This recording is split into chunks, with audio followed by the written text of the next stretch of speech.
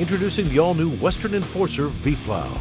Engineered with all the features, efficiency, and performance of full-size Western V-Plows, built specifically for your half-ton truck.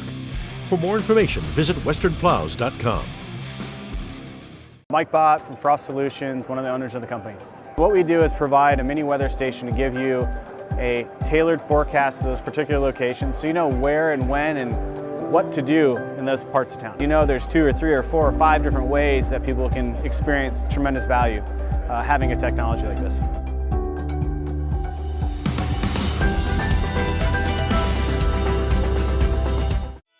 Welcome to the Entrepreneurial Journey with your host, Dave Westcott. The Entrepreneurial Journey is a weekly podcast that streams live every Tuesday at 9:15 a.m. Pacific on Dave's YouTube channel and LinkedIn profile. Now here's Dave with this week's episode. Good morning and welcome to the Entrepreneurial Journey. I'm your host, Dave Westcott, and I have this morning with me special guest, Skylar Lewis. Skylar is a visionary entrepreneur, owner of multiple businesses, author, speaker, and family man. He is the founder and CEO of Rise Up Kings, a company dedicated to empowering men and women to reach their full potential in all aspects of their lives. He has authored multiple books, including The 2-Day CEO and The Ruck 90-Day Journal. His passion is helping others fulfill their God-given purpose without sacrificing their faith, family, or fitness. I also have with me my favorite co-host and Final Four contestant, Todd Chapman. Good morning, Skylar. Yeah, thanks for having me on the show. Excited to be here. Yeah, thank you so much. So, the book, I've read The 2-Day CEO. I love the book. Great book. What was it that drove you to become an author? Yeah, I think it was just the combination of seeing that a lot of people were struggling, managing their companies, and really living a balanced life. There's a lot of kind of stale business books out there, which are great. I've read a lot of them. However, I wanted something that was more kind of journey based, and so I shared a lot of my stories, my struggles, challenges, and talk about not only business but just a lot of life lessons that I've learned through the different companies that I've scaled and launched, and the failures that I've had. And so I think I just wanted to put that out there on paper and really start to use that as the tool that I could go impact people with. Yeah, that's cool. In that book, you refer to, I think it's Joe, your mentor in the book. And as a CEO and as a successful entrepreneur, how has mentorship impacted your entrepreneurial journey? Yeah, I think it's critical. There's a lot of guys that are out there, or men and women, that are trying to figure it out on their own, right? So you can figure out business on your own, or you can go learn what other people have done and expedite the learning process and the learning curve. And so I'm all about that. So like I want to go find someone that's done it well, and I want to go duplicate them and copy and learn their lessons. And so I think early on for me, I remember there was this, one of my mentors also was this guy, Jim. I've had a lot of different mentors, but this one mentor ended up saving me almost $1 million on a job that was about to go south. And he gave me some advice, and this one piece of advice like saved me $1 million in losses. And so I think having the right mentors on your team, and it's not easy. How do you get a mentor, right? You got to go find people that have created the success that you want. Maybe they have the marriage that you want, and you have to go ask them and talk to them and say, hey, would you be willing to be my mentor and go to lunch with me and grab coffee with me? And so I think a lot of people may have a fear of doing that. However, that's what I do. As soon as I find someone that I believe is a powerful man or woman, I'll actually go ask them that question. Hey, would you be willing? I was with Tim Tebow, I don't know, a couple months ago, and I'm thinking this guy could really make a big impact for Rise Up Kings and everything we're doing. So I asked him, I said, hey, we're off to the side. I said, hey, would you be willing to, and we were talking about mentors, and I asked him who his mentors were. And I think that was a leading question. I did it intentionally. And he's like, man, mentors are so powerful. It's powerful to have a mentor. I'm like, you're right, it is. Would you be willing to be my mentor? And he kind of paused for a minute.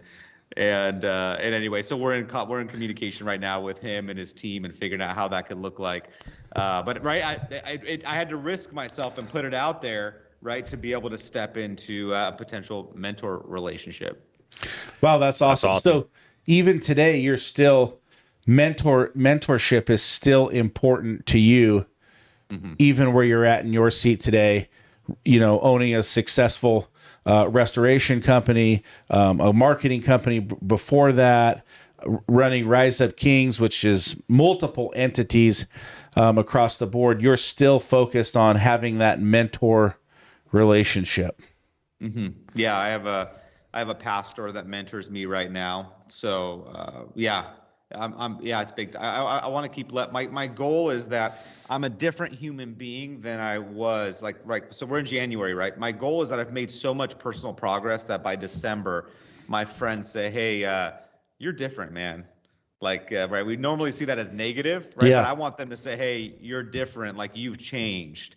If I'm the same guy that I was, I'll be pretty disappointed each year, right? And so my goal is to be to have learned new skills, to have changed so much where people actually recognize that I'm different. And yeah, that may cause me losing some friends. It may potentially cause some issues with relationships for people that want me to stay the same. However, I want to keep growing and leveling up and seeing what I'm capable of and the impact I'm capable of. So I think mentorship for me is going to always be there. That's awesome. Skylar, you mentioned the importance of mentorship. Have you found that different seasons of your growth and every year that you continue to improve yourself, that you bring in those different mentors? I mean, obviously you're pursuing Tim Tebow, for example. Have you maintained the same mentors over the years? Is it kind of a mixture? Can you talk about that a little bit? I think they evolve. It depends on how quickly maybe somebody grows. So I've shifted my mentors based on the growth that I've had, right? Either I've outgrown the mentor or it's shifted. There are one or two mentors that I've stayed in contact with and continually go there for wisdom. However, I'm always looking for next level fitness mentors and just different people that I can learn and grow from. Yeah, that's cool. So Rise Up Kings has a lot of mentorship built into it, from the refinery to the pastors to the forge to all of the different things that are happening within there. When somebody finds Rise Up Kings, and let's just say they go through the refinery, they're typically, they're an entrepreneur typically, they've got a business typically, and they're having some kind of failure, some kind of miss is happening, whether it's the faith aspect, whether it's not enough time with family, whether they're struggling financially, whether, their health is off. When somebody comes to Rise Up Kings and they participate in the events, where are they usually before they're coming to this event? What is it that drives them to become a member of Ruck?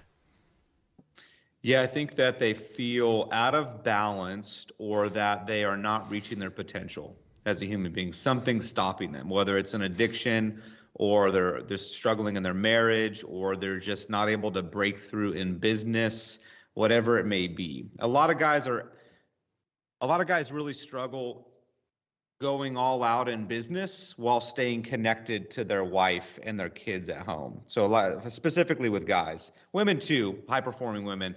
And so I kind of look at it like this way. So I look at business as a rubber ball and marriage as a glass ball. And if you're holding these two balls, what happens is in business, if you take your eye off the ball in business, or you drop the ball because you've just neglected it for too long, you drop that ball, it'll bounce. Something may happen. You can get re-involved. Life happens, and you can restart another business. Right, the finance pillar or the business you can drop that ball and you can recover.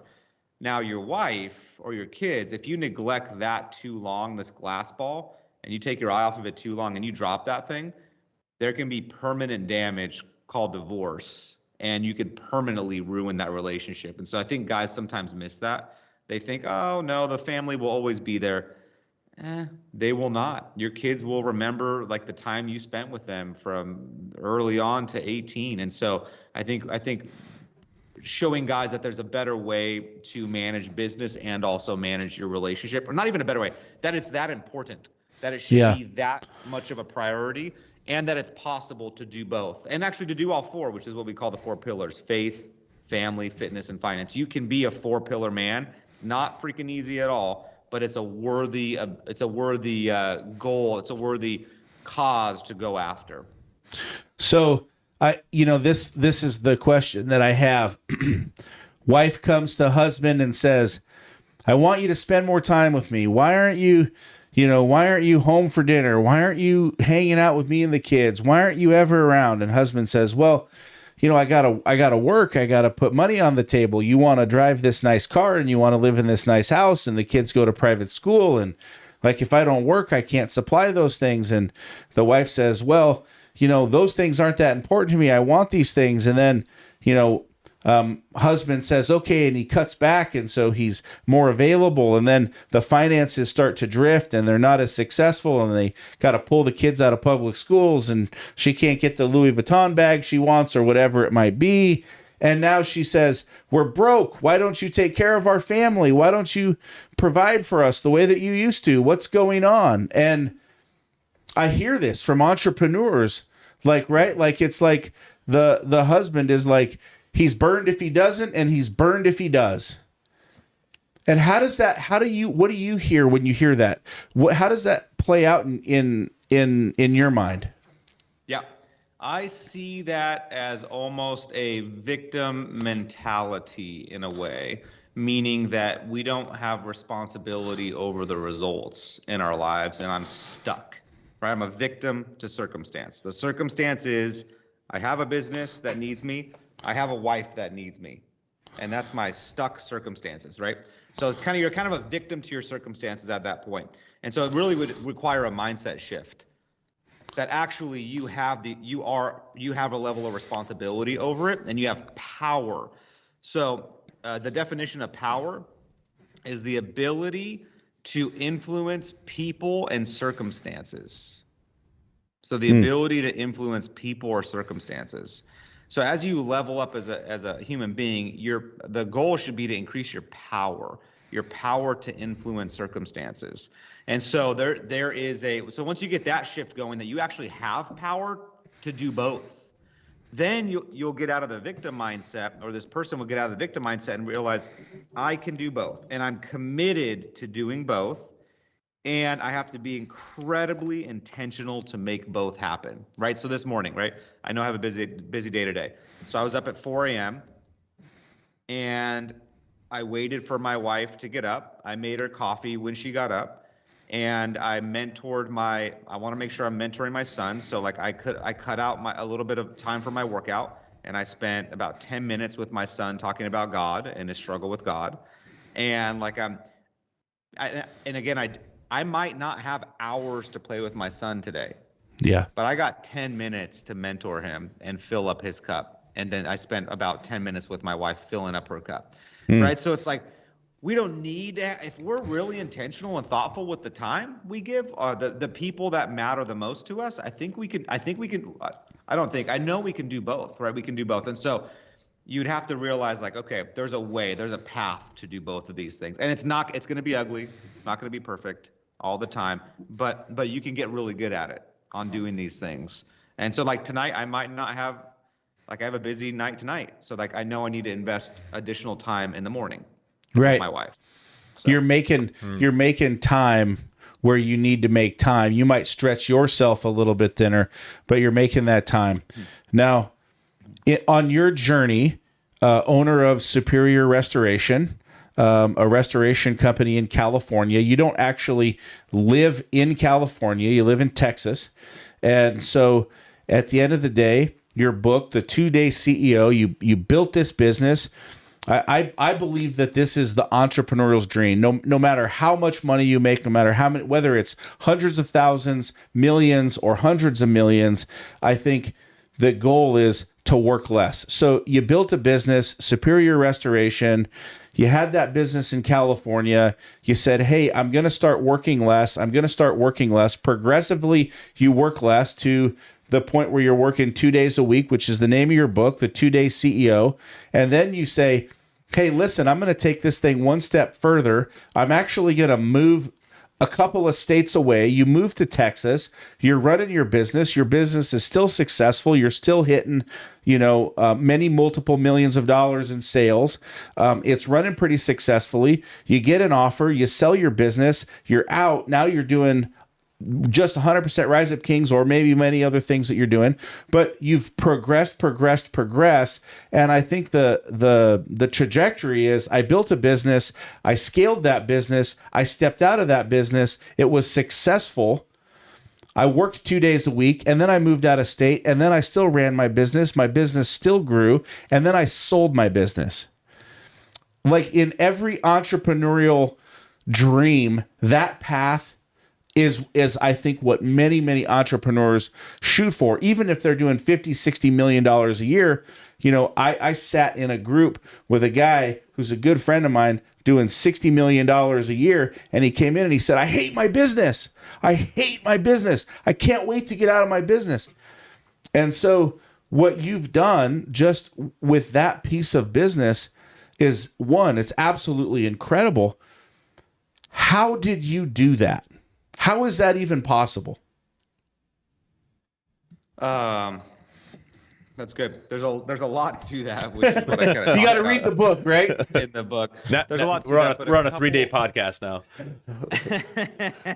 Yeah. How to systemize your business in 30 minutes. So there's a lot to that. I think the mindset is really important. First, having the right mindset that you believe it's possible. Like, okay, is it possible in my industry, in my business to do this? And I believe that all businesses it is possible. And then the second thing is, it's going to require people to release control, right? I had to learn to release control to my competent team members. And that leads into the third one is hiring competent team members, high capacity, good cultural fit team members. I think we get too aggressive with hiring people that are not the right fit. So everybody talks about hiring slow, firing fast. Like, I hire slow and I fire fast. I mean, I went through a lot of people at Superior until I found the ones that were the core group that could really take us to the next level. And so I think having the right people is critical. And then I would say, if there's a lot to these, but number 4 would be having a number 2. Like, having the right-hand person that you can develop that can help take over a majority of the responsibilities at your company. So that was Stephanie for me at Superior Restoration. She's our VP of Operations. And that is another lady named Jessica. And then we have a couple other team members at Ruck that are taking over a huge amount of responsibility. So the point where I'm not at a lot of the events. We have an event starting tomorrow morning with 50 guys, and I will not be there 1 hour or any part of the event. Like, our team's running the whole thing. In the personal development space, that's very rare. Usually the coach or the teacher's doing the teaching. And so, like, I'm systemizing and building everything out here. And so what's cool, it's a testament to this whole thing, is I was able to move away out of state, work an hour a week when I moved out to Texas.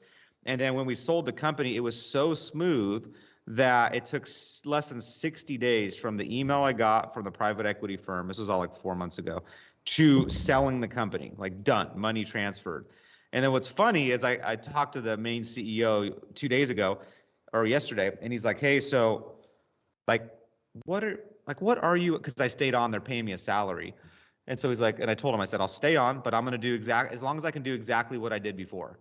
Yeah. And he's like, well, what's that? It's 1 hour a week is what I'm working. And then I have a meeting with the executive team and then with Stephanie.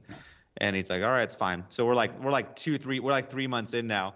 And so he's like, so what are you doing? I'm like, I have my meeting with Stephanie and my executive meeting. So he wanted to check in to see if, like, he was getting the value. And I'm like, the thing just runs. Stephanie makes all the decisions for the whole company. The executive team makes all decisions, hiring, firing, I mean, everything within the business. And so he's just so surprised because all of his other restoration companies he's purchased, all the other leaders are fully involved in the businesses. They're in all the private equity meetings. I'm not in any of the meetings because I'm like, I don't even know what's happening fully in all aspects of the company. You should have Stephanie in those meetings because she knows way more than I do. I still have my eye on the most important parts of the business, but like the team runs the whole thing.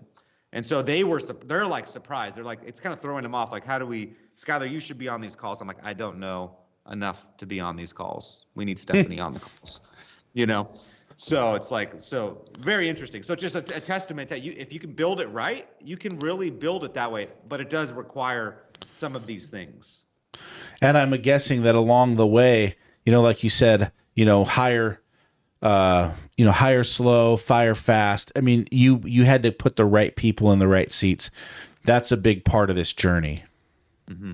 Mm-hmm. Yeah. And I made a lot of wrong decisions too along the way. I mean, we had a lady embezzle. Like the lady I had before Stephanie, I released my hands too quick to the point where she was stealing money for almost a year. And actually, I'm still receiving restitution checks. I didn't even know it. They're like $30 a month. Yeah. It's been 10 years. It's been 10 years. So anyway, so that I took my eye off the ball too fast. I was a poor leader for a lot of it. I thought I cared about my team. I didn't give a F about the team. Like I thought I did, but I was using them more as tools. They were kind of a tool. A tool is something you use to get something done. And so I was using my team more as tools. And when I realized that, it was a huge punch in the gut. I'm like, because I said I cared about them, but when I really looked at it, they were more of tools to get where I wanted to go. And so I had to have a big shift. And I bet they could feel that. They probably felt that. I know they felt that. And so I had to really check in, like, I do care about these people. How do I really live out caring for them and like making a difference in their lives? How did you do that? Yeah, well, it was a big reality check. I hired this coach to come in. And I'm like, hey, help me fix the business. I was ready to sell it. This is probably 6 years ago. I'm like, hey, I'm ready to sell it. Help us like systemize this thing and so I can get out of here. And then like, tell me who's wrong with, like, who on the team I need to get rid of, whatever I got to do. And so he went and met with the team. He met with the executive team, the managers, was in there for like a week. And then I remember him coming into the office and he sat down with me and he looked at me and he said, Skylar. So I kind of did the whole analysis. I'm like, great. Like, who do we, like, what's wrong? Like, what do we got to fix? And he's like, you're the problem. Wow. I was like, this guy. He said, you're the problem. You're the one that's led the team. You created a lot of the habits within the team. Like, you show up late to meetings. You've created the whole culture, and everything that's been created is because of you. And so that was a gut check that caused me to start to do a lot of reflection on how I showed up, how I led. And then from that moment, I started to really focus on just being the best leader I could be instead of just being more manipulative inside the business. So what led to Rise Up Kings? Where did this spawn from? Yeah. Well, early on in my career of building companies, I got married, had a kid, our first kid, Brendan, and I struggled staying balanced, like I mentioned, to the point where my wife felt neglected, Jessica. And so eventually I got to this place where I was just getting tired. I'm like, there's no free, like you talked about earlier, like there's no way. How do you can't do all of it, right? There's no way to manage a business, stay healthy, read the Bible, do all these things.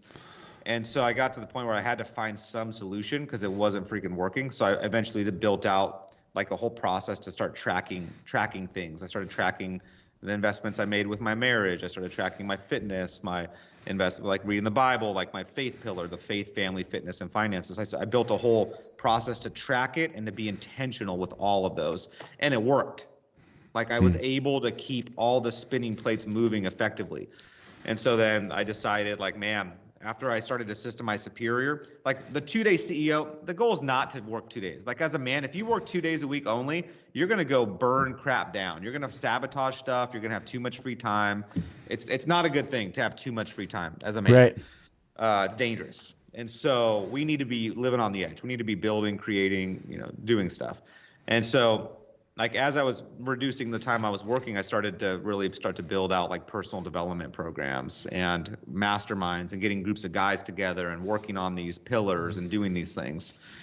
And so eventually I got to the place where Superior was 2 days a week. And that's when it was a January of 2020 was when we had our first event and launched it. And that was where my heart was. I want to help more guys like be better human beings and level up overall, like help them scale their companies, right? Have more passion in their marriages, like really just support these guys and do it with a bunch of cool guys that I like and that I want to hang out with and be around too. Well, that's awesome. So we launched it. Yep, 2020. Right after that, though, COVID hit. Right. So 2 months later, COVID hit. Had to shut it all down, all the events that I was excited about, and then I was in California at that time, so they really shut stuff down. Are you guys in Washington? We're in Washington. Yep. Yeah. Okay, so yeah, you guys got hit real hard with the restrictions also. Yeah, hardcore restrictions, man, masks, this, that. But, we were lucky enough to, have some clients that allowed us to, we got the essential service letters and, we didn't stop business for one day. We didn't miss one shift. We didn't shut one office down. And, for the good or the bad of it, we all lived. We're all still here. COVID didn't claim any of us. But no, man, I mean, it's just, I just believe we're going to keep going. I'm not going to, stop to the COVID or whatever. But, so you built it, the pillars. We've got faith, family, and fitness. Why did you pick those four? What was it about those that said, hey, if a man does these four things, they can change their life. They can keep all the plates spinning, if you will. They can live that life that like we dream of. Like, I think as entrepreneurs, like, we're sitting here dreaming of this life. I mean, so many guys who are listening to this calls, guys and gals, business owners, entrepreneurs are listening to this call and they're saying, how did this guy do this? I mean, it even blows my mind. You know what I mean? Like, it blows my mind. And I've been doing this over 20 years. Like, what about those four pillars, and which one comes first? Yeah, for me specifically, faith comes first, and I built these pillars, right? Spirituality, faith, right? My relationship with Christ specifically is what I believe, and that comes first because it's just our spirituality is the foundation. It is the foundation of like who we are. We can make great money and feel totally unfulfilled. We can have a good marriage but be missing, like, empty inside. So like our faith is critical to the whole thing. And I got the other four pillars because I realized as a man I can only focus on so many things. Like, probably one thing, right? I'm good at, like, no, guys can do like four things. Guys can do four things well, not at the same time. Right. Four things well throughout the day. Yeah. Multitasking is a myth. Yeah, totally. So I'm like, because I had my first spreadsheet I built, I had about 67 lines of things I was tracking on it. And I'm like, okay, this is too much, because I tested it with other guys to see if they were able to do it. So I found these four categories, these four pillars, were, if they invested daily in these pillars, they would feel fulfillment. They would work on the most important things in their lives. And of course, there's other things you can focus on, but these are like the core things. And so, yeah, faith is number one for these pillars. I love faith. It's number one for me too. Yeah. As we're bringing this thing in for a landing and we're getting close to wrapping up here, can you walk us through family, fitness, and finance just in a quick snapshot for the audience? Yeah, as far as like what do they entail? Yeah. What does family mean? How do you invest in that? How does that pay off, and so forth? Yeah, these are good. So faith, obviously reading the Bible, right? Praying. Family is investing. So like this morning, right? Making Jessica a cup of coffee. Yep. Taking 10 minutes and just having intentional time with her. That little thing makes the biggest difference. Family is also with your kids, if you have kids. Or if you don't have kids, it could be with your mom, texting your mom saying, I love you. Whatever that looks like, doing something daily to invest and to grow the relationship. And then fitness is exercise and nutrition. So doing an exercise, some kind of physical exercise. There's so many studies that talk about the importance of fitness. I think everybody understands the importance of fitness, yet we don't do it. So once we start tracking it, though, we have a better chance of doing it. So exercising daily, and then ideally like eating healthy daily, whatever that looks like for somebody. And then finances, learning something new. And that's a hard one. That's a hard one for me, is constantly staying cutting edge, because this world's moving fast and it's very competitive now. And so every industry's become more competitive. So if you're not learning and growing, then you're going to get left behind. And so it's important to continue to learn, grow, whether that's mentorship, reading a book, your podcast, Dave. It could be any way, YouTube videos. It could be anything. So learning something new daily to stay sharp, to continue to learn. And my goal is just one nugget. I get one nugget where I'm like, okay, that's solid. That's awesome. Yeah, that's great. I love that. Who is, you've got the Rise Up Kings events, which I have personally attended. I have personally been through the Rise Up King refinery, life-changing event, very hard event to go through. Just physically, but also it opens you up to taking the next step. And then after that, you've got a mastermind program, which I think is awesome. One of the things you mentioned was, can I learn something new every day? I would say that, out of the mastermind calls, there's always one thing that I can pull from a mastermind call. One of the biggest ones that I pulled was about 2 or 3 months ago, you had a security guru on there who was talking about, web security, internet security, email security. We made actually changes in our company based off of that call. So who is this designed for? Like in our audience today, who should be saying, let me get into Rise Up Kings, let me change my life, let me become a 4-pillar man? Who is that pointed at? Yeah, it's pointed at just a guy that's ambitious and hungry and kind of ready to level up. So specifically a guy, my wife has something called Rise Up Queens, which is for women that are at that same kind of level, looking for the next level. But for specifically for guys, it's guys that are ready to want to become better husbands, better fathers, guys that are either entrepreneurial, and we have an event series for non-entrepreneurs, but guys that are ready to level up, that want like grounded advice and wisdom, not just fluff stuff, and that want to be in community want to be doing this with other guys. That want to be leveling up with other guys that are ambitiously growing, like want that community.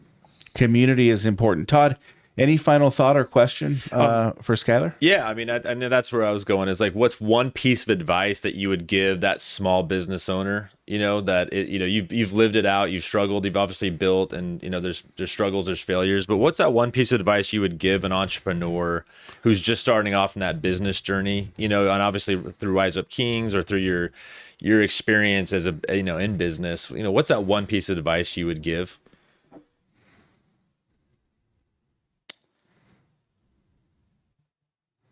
I would say kind of the theme of this podcast was be around other like-minded people that are growing together. And ideally, if you could find people that, like, maybe it's an industry group, right? Maybe it is a peer group. Maybe it is just some other people that you can run ideas by and not feel alone. There's a lot of entrepreneurs that kind of feel alone out there, and it gets hard, man. It can be very difficult, very difficult, very difficult. It's not easy. Like being an entrepreneur is one of the best personal development programs out there, because it's so freaking hard. Right. Sometimes it's easy, but man, a lot of times you got to let go of a key person. You got to and you build friendships with these people. Like, it's just very difficult. And I believe it's worth it. I believe it's totally worth it. It is. So I think being able to have other people you can run stuff by and do life with that are also entrepreneurs, I think is important. Whatever that looks like, wherever you get that, I think that's been very valuable for me. That's great. I love that. Just in my experience in franchising, a lot of guys are leaving that corporate structure in most of the time, right? That security of employment, and starting off in this entrepreneurial journey, with a franchise, or maybe even independently, right? I've had friends that have gone that route, but like you said, a lot of times it's lonely at the top, like you're leaving, this structure and then going off, and obviously even if you're part of a franchise system that provides a lot of models and support, it's still like, hey, no one's in my seat, right? And so I love that network and finding like-minded people. That's great. It's great advice. Awesome. If you're in the audience today and you're thinking, how can I take my life to the next level? Just Google Rise Up Kings. You'll find it. Check out the website. It's an incredible organization to change your life, your business, your marriage, your family, your finances, and build community. If you're looking for the book, 2-Day CEO, check it out on Amazon, Google it, get the book. I tell you what, it's worth the read. It's a great read, great tips, great business. And check out Rise Up Kings. Take your business, take your life to the next level. Skylar, it's been an absolute privilege to have you on our call today. Thank you so very much. We appreciate your time, and we appreciate everything that you shared with us this afternoon. Yeah, man. I enjoy your ambition, Dave, and love what you guys are doing. Keep it up. Thank you so much. Have a great day. Thanks, Skylar. Bye. Introducing the all-new Western Enforcer V-Plow. Engineered with all the features, efficiency, and performance of full-size Western V-Plows, built specifically for your half-ton truck. For more information, visit westernplows.com. Mike Bott from Frost Solutions, one of the owners of the company. What we do is provide a mini weather station to give you a tailored forecast to those particular locations so you know where and when and what to do in those parts of town. You know there's 2 or 3 or 4 or 5 different ways that people can experience tremendous value having a technology like this.